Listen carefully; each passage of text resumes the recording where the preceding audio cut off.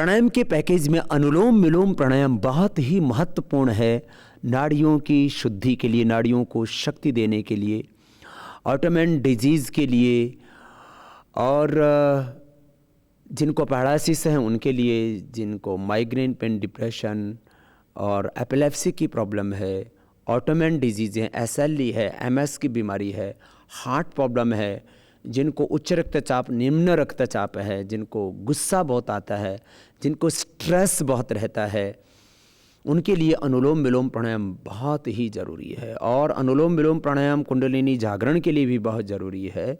सारी नस नाड़ियों को ये शुद्ध कर देता है, हमें शिवत्व की अवस्था में लेकर के जाता है, शरीर, इंद्रिय और मन के दोषों से, उनकी पराधीनताओं से मुक्त करके हमें उच्च चेतना से युक्त कर देता है, देह को देवालय शिवालय बना देता है। शरीर के भीतर और बाहर एक बहुत बड़ा आध्यात्मिक ऊर्जा क्षेत्र तैयार हो जाता है, हमारा ऑरा बहुत स्ट्रांग हो जाता है अनुलोम विलोम प्राणायाम से।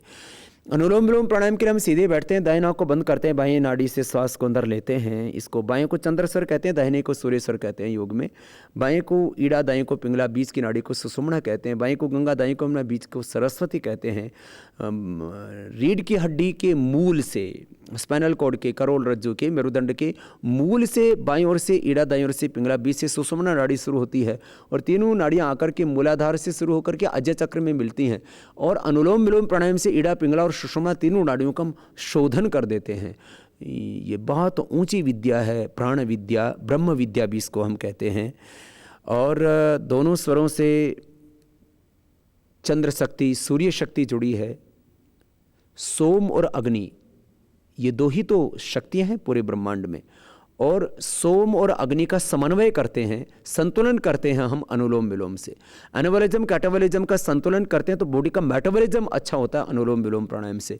वात, पित्त, कफ, इन तीन दोषों का समन होता है अनुलोम विलोम प्राणायाम से। और फिजिकल, मेंटल, इमोशनल बैलेंस होता है अनुलोम विलोम प्राणायाम से। शारीरिक, मानसिक, भावनात्मक संतुलन होता है। भीतर जितने भी केमिकल्स और हार्मोन्स का इंबैलेंस है वो सब कुछ बैलेंस होता है अनुलोम विलोम प्राणायाम से। दाएं नाक को बंद करके बाएं नाक से श्वास धीरे धीरे भरते हैं, फिर दाएं से छोड़ देते हैं, फिर दाएं से लेते हैं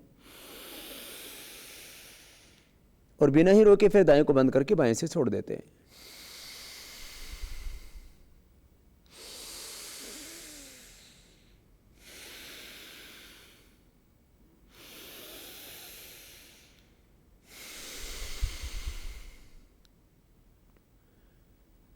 बाएं से श्वास लेना, दाएं से छोड़ना, दाएं से लेना, बाएं से छोड़ना। लेने में और छोड़ने में करीब 5 सेकंड लगता है, माने करीब 2.5 सेकंड श्वास को लेना, 2.5 सेकंड को श्वास को बाहर छोड़ना।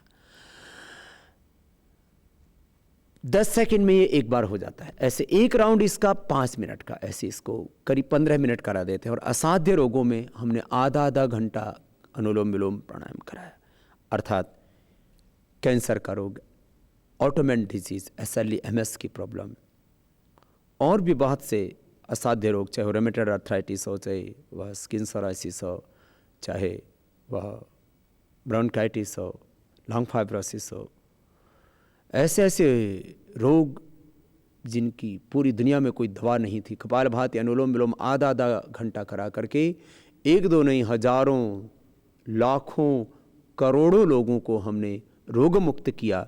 और हम इस निष्कर्ष पर पहुंचे कि 8 प्राणायामों में ये जो 2 मुख्य प्राणायाम है, कपालभाति, अनुलोम विलोम, इनको कर लिया जाए सामान्य रोगों में आधा घंटा और असाध्य रोगों में आधा घंटा, तो देह में कोई रोग नहीं रह सकता और यह देह देवालय शिवालय बन जाता है। हम शिवोहम अहम ब्रह्मास्मि कह उठते हैं, इसकी अनुभूति करने लगते हैं।